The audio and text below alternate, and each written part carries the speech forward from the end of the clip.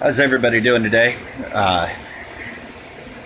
Needed to clear my head of something that's been on my mind for the past couple weeks. But I've been wanting to work it out and figure out exactly how I want to talk about this.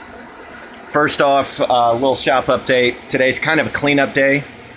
Well, frankly, it's either that or I call FEMA and see if maybe they can come and clean up this natural disaster that occurred in my shop. Not that I could rely on them to do it successfully, but you know.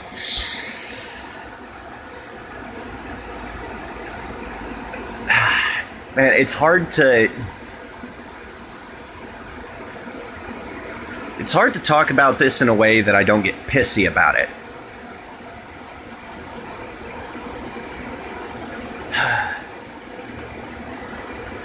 We live in a world in which convenience and... Let me go shut this damn thing off.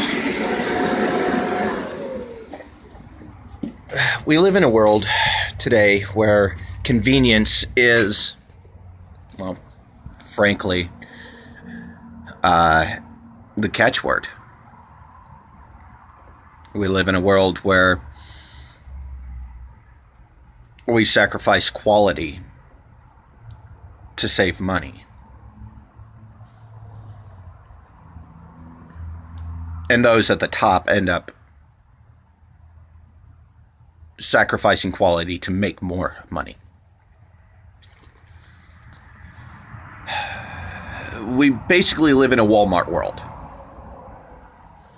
And a couple of weeks ago, it was brought to, this concept was actually brought to stark reality for me. When somebody at my job, that I'm just going to be honest here, had the audacity to say they wouldn't pay more than $30 for even the most museum quality piece that a craftsman could put out. And his reasoning was, he didn't see how we think we deserve more money for something that he could buy at Walmart for a tenth of the price, was his exact words.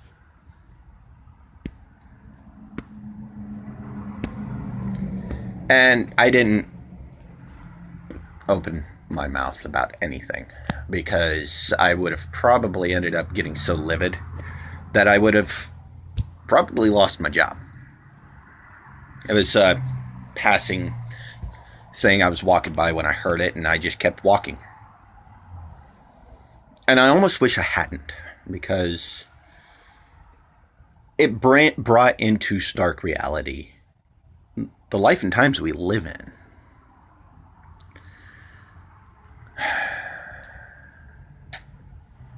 Honestly, and I've seen that kind of concept, that kind of mindset, even at,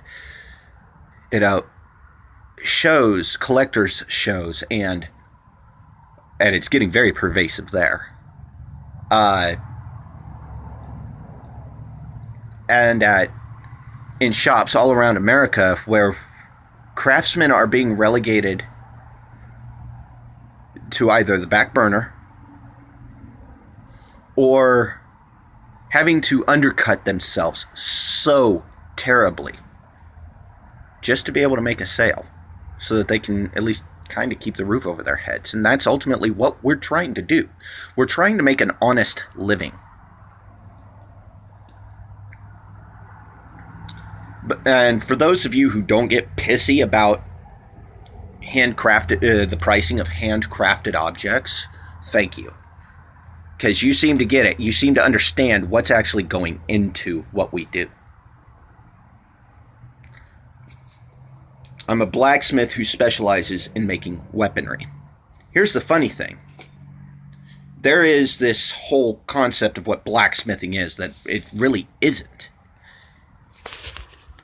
I spend, if I'm working every day, I spend about a maximum during a 6-hour week or 6 day week. 18 hours altogether at this thing. You know, sitting right here, going from forge to anvil.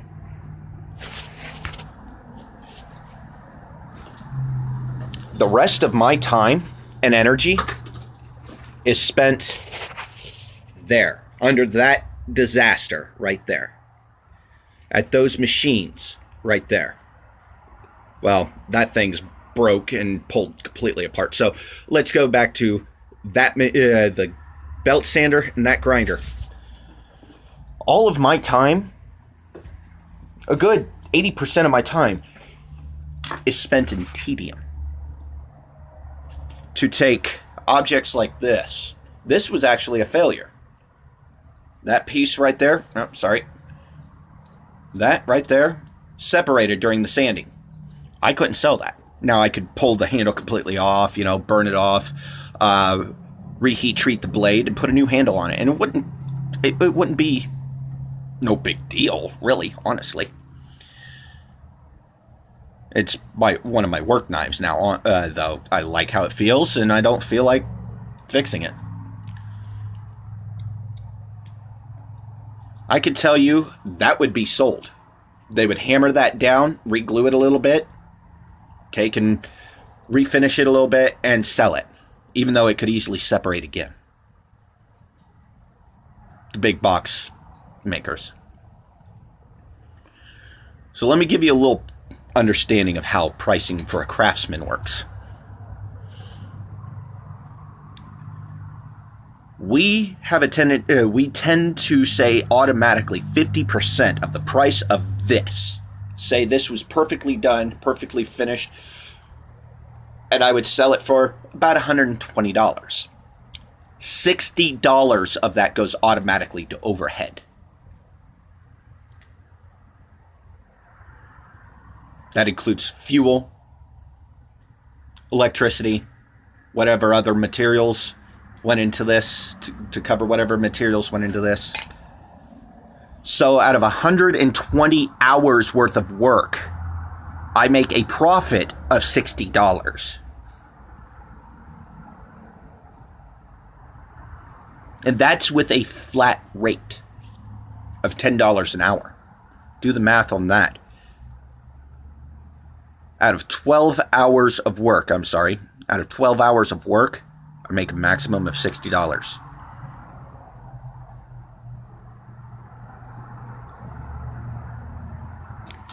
Let me do the math real quick. 60 divided by 12. So 12 goes into, 4 plus another 12 is... I'm making $5 an hour, people.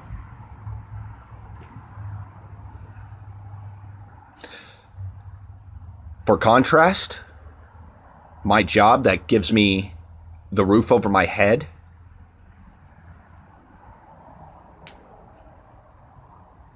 I make $10.96 an hour and I bring home a little bit over $9 an hour. I'm still making more at a 9-to-5 job than I can make here.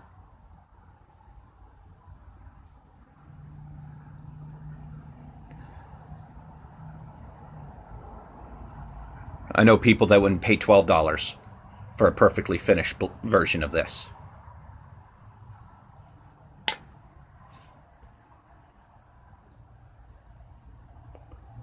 Quit getting pissy about the high prices that we're charging for what we do.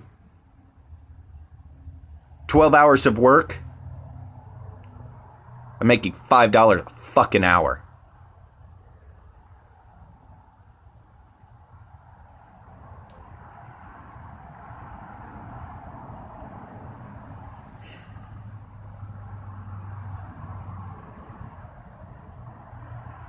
Just to make minimum wage, I'd have to double the price of that knife.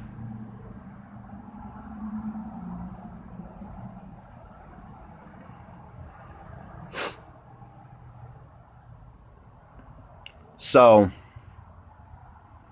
Yeah, if I seem a little pissy right now, there's a reason.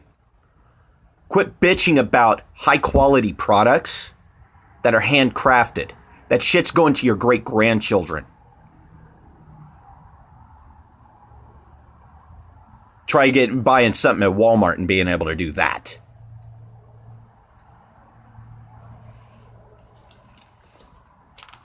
And that's for any craftsman you contact. When they give you the rough estimate price of what they're making you, do not bulk at that. Do not get pissy about it. Do not haggle. To make that sale, they are probably undercutting themselves by a good 30%. Just so they can guarantee themselves a roof over their goddamn heads in an honest manner. All I want to do is have a roof over my roof over my head replete with meat and heat. That's all I'm trying to provide for my wife. And with the fucking job I have, I still have to have a roommate to be able to feed her.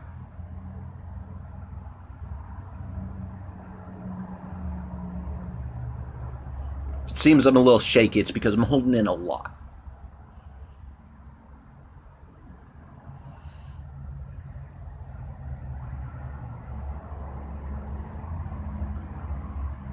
I am making less than minimum wage when I'm full-time running this shop. 6 days a week, 10 hours a fucking day. And I don't get to pay myself overtime. And I still have to pay a good quarter of my monthly profits to taxes.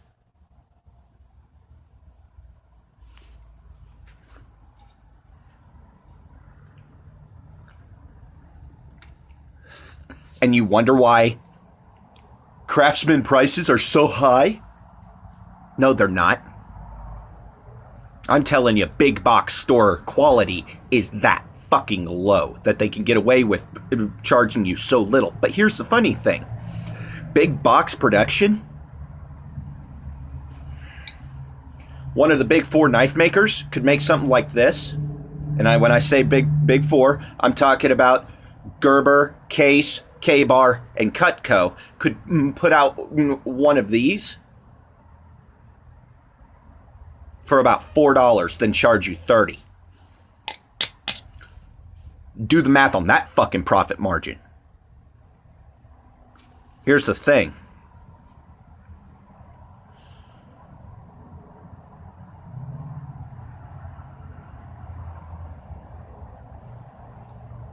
Even a shoddy piece of shit like this, I use at work. I abuse it. I have put this thing through hell. It has fallen from anywhere between 5 feet and 40 feet and held its edge. I put a warranty on my products, a very special warranty. I've only seen 2 other companies, and neither one of them are weapons makers or blade makers of any sort, that have this kind of warranty. Lifetime of the product, unlimited warranty. Meaning, and no, this isn't me trying to advertise myself. I'm explaining something. Meaning, if you were to buy something similar to this, much higher quality, obviously, and your significant other got pissy 30 years down the road and ran over the fucker with a goddamn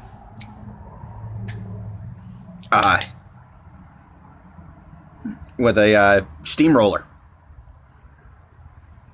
If my company, Eternal Fire Weaponry and Bladesmithing, is still running, it would be replaced for free.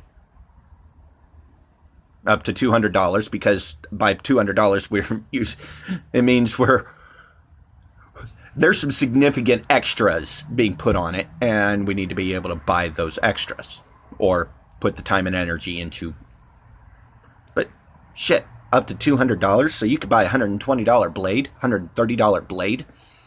It gets destroyed. You send it in. If they can find the maker's mark, they replace it. The exact thing, or something of equal value, of original value, by the way.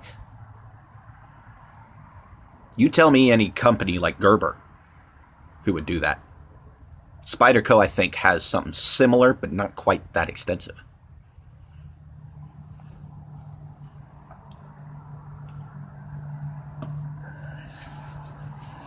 Craftsmen charge what they do because they have to keep the roof over their head. This is a fact of life. Maybe you and I could trade one of my products for food and, products and services, but I can't trade 3 goats and 4 dozen eggs for my monthly rent.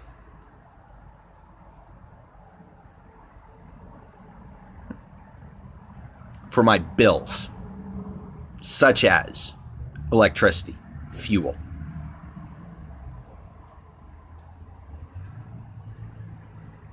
Those of you that get pissy about how much handcrafted, high-quality stuff is, keep shopping at Walmart. Keep shopping at the big box stores. Go ahead, spend the money. In 10 years, I'll guarantee you everything you bought, you had to replace.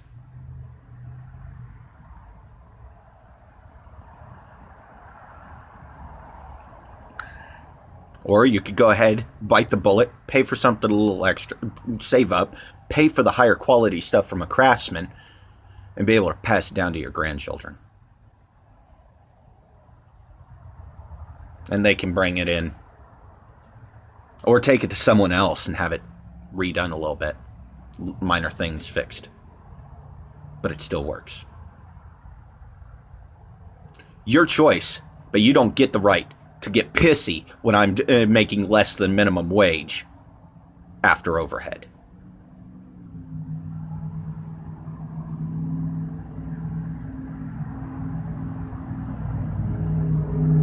And you wonder why craftsmanship is dying.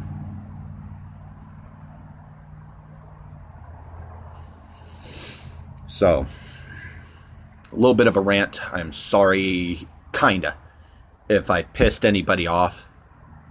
But ultimately, if I pissed you off with this, you're part of the fucking problem.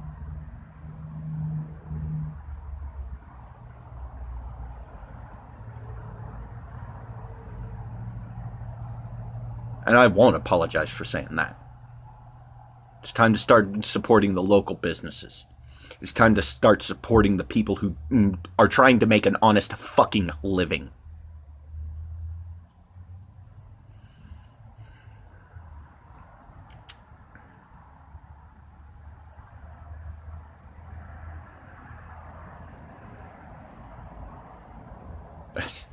I guess there's nothing else to say to that, is there?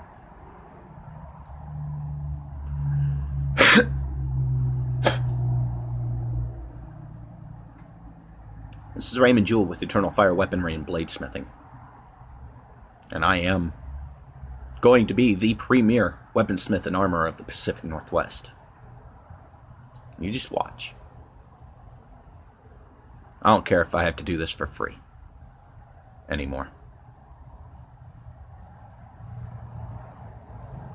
But if you're going to buy my products, if you're going to buy any craftsman's products, don't you dare get pissy about the fact that he's charging lower than he should be just to make the sale. And then having to sell his car to make the rent.